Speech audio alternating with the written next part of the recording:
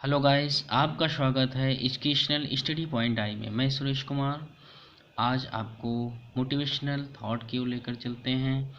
हमारे मन में हमेशा प्रश्न उठते हैं, क्या उठते हैं कि हम कैसे अध्ययन करें, किस तरह अपनी उन्नति को प्राप्त कर सकते हैं।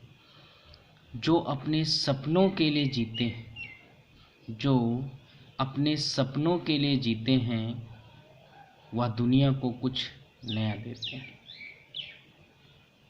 हमारे मन में कई प्रकार के प्रश्न उठते हैं कि जब हम लोग पढ़ते हैं तो तुरंत ही सफलता चाहते हैं। कोई चीज़ पढ़ें तुरंत याद हो जाए, तुरंत हमें मिल जाए, ये हो जाए, 1 महीने अध्ययन करने के बाद हम सफल हो जाएं, ऐसा संभव नहीं। अगला प्रश्न हमें उठता है, आज से नहीं कल से विधिवत मन से पढ़ना शुरू करेंगे। यानी हम पढ़ने चलते हैं तो मन करता ना पढ़ें, आज नहीं कल से पढ़ेंगे, कल नहीं परसों से पढ़ेंगे। अभी पेपर की दिनांक बहुत दूर है, ये सारे सवाल उठते हैं। तीसरा सवाल उठता है, हम गणित लेकर बैठते हैं, नहीं आज गणित नहीं इतिहास पढ़ेंगे, इतिहास पढ़ने बैठते नहीं आज भूगोल पढ़ेंगे, भूगोल नहीं आज विज्ञान पढ़ेंगे, ईटीसी। ना जाने कितने मन में सवाल उठते हैं, हम आज ये नहीं, आज ये नहीं, आज ये नहीं, इस तरह होता है। हमें हमेशा ध्यान रखना होगा, लक्ष्य प्राप्ति के लिए 3 मूल मंत्र होते हैं, तत्परता, अभ्यास और प्रभाव। तत्परता का तात्पर्य होता मन से, लगन से। कोई भी हम कार्य करें तो लगन से करें, मन से करें। और मन से जब करेंगे, मन से याद करेंगे, मन से पढ़ेंगे, और जब पढ़ने के बाद क्या होगा, एक बार नहीं उसका कई बार अभ्यास करेंगे।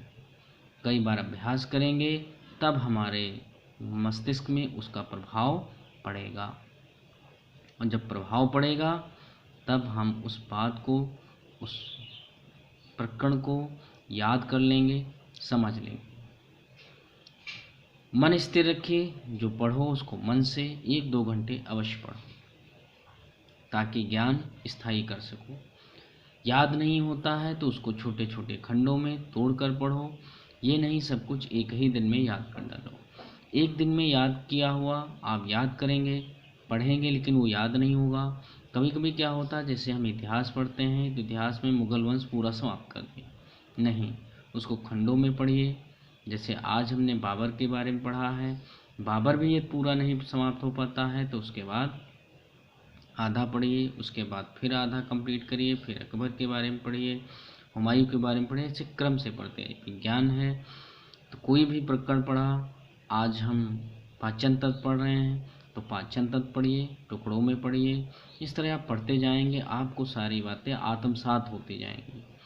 सबसे अच्छा वह, सबसे सरल तरीका, याद करो फिर उसे एक बार लिख कर भी देखो कि हमें याद हुआ है कि नहीं याद हुआ।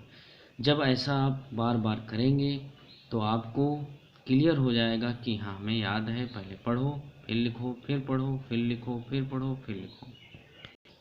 क्योंकि कहा गया है कि मेहनत का फल और समस्या का हल, मेहनत का फल और समस्या का हल देर से सही पर मिलता जरूर है। तो इस मेहनत के फल को, अपने लक्ष्य को प्राप्त करने के लिए हमेशा इन बातों को ध्यान रखिए कि लगन से कई बार अभ्यास करके जब अध्ययन करेंगे तो आप सफल जरूर होंगे। धन्यवाद।